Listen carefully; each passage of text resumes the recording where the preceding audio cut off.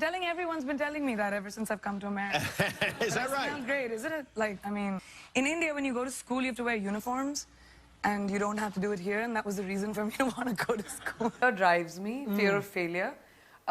So I think it's a deliberate choice for me that I pick a part where I say, you know, I'm doing something similar, I don't want to do this right now. So I pick a variation of things. Accent कहाँ से आ जाता है उनके मुंह पे? मतलब यहाँ जाते हैं तो नॉर्मल बात करते हैं इंग्लिश में और वहाँ जाते हैं तो उनका एक्सेंट आ जाता है। तो वो बहुत इंपॉर्टेंट सवाल है जो ऑलमोस्ट कोई भी इंडियन इंडिया में रहता होगा और कोई भी इंडियन वो इंडिया से बाहर देखता है, किसी वेस्टर्न कंट्री में देखता है कि एक्सेंट कहाँ से आ जाता है उनके मुंह पे। मतलब यहाँ जाते हैं तो नॉर्मल बात करते हैं इंग्लिश में और वहाँ जाते हैं तो उनका एक्सेंट आ जाता है। तो वो क्यों आ जाता है, क्या हो सकता है कि वो एक्सेंट मुंह में आने कैसे लग जाता है? मतलब as soon as they reach another country उनके आने लग जाते हैं इंग्लिश में, वो इंग्लिश ही चेंज हो जाती है, इंडियन इंग्लिश नहीं होती, वो बिल्कुल अमेरिकनाइज हो जाती है या ऑस्ट्रेलियनाइज हो जाती है, उनका एक्सेंट आ जाता है। वो क्यों आता होगा? मेरी तो अभी तक नहीं आई, मुझे तो इतने साल हो गए। मैं आती क्यों होगी? मतलब क्या मतलब रीजन होंगे कि देखिए ये जो या आपको उसी तरीके से बार बार बात करना पड़ता है तो नेचुरली अपने आप आता है, या आप कोशिश करते हो कि उस तरीके से बात करो? कि मेरा एक फ्रेंड है, वो बहुत सारे इंटरनेशनल कस्टमर से डील करता है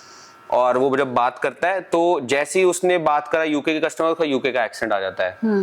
वो किसी अमेरिकन कस्टमर से बात करे, उसका अमेरिका का एक्सेंट आ जाता है।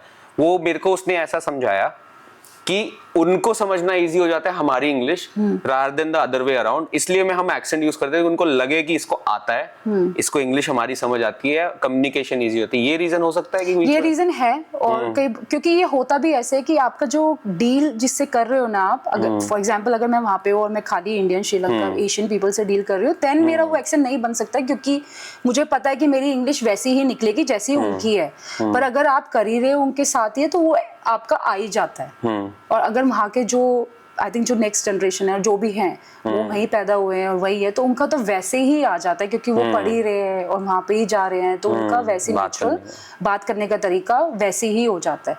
पर ये कई लोग मैंने देखे हैं, वो कोशिश करते हैं, बहुत हार्ड कोशिश करते हैं वैसे ही बोलने की, वो समझ भी आ जाता है। और वो कई मेरे क्लाइंट्स हैं, मेरे कस्टमर्स हैं, वो बोल भी देते हैं मुझे कि उनकी इंग्लिश ऐसी है और ऐसे करके ट्राई करते हैं बोलने का। वो शायद वो कई बार क्या होता है कि आप शो ऑफ भी तो कर रहे हो। हाँ, वो तो होगा ही, शो ऑफ तो हर कंट्री में, और वो भी कोशिश करते हैं कि हम वहाँ रह रहे हैं और ज्यादा आदत है शो ऑफ करने की इंडिया में आके।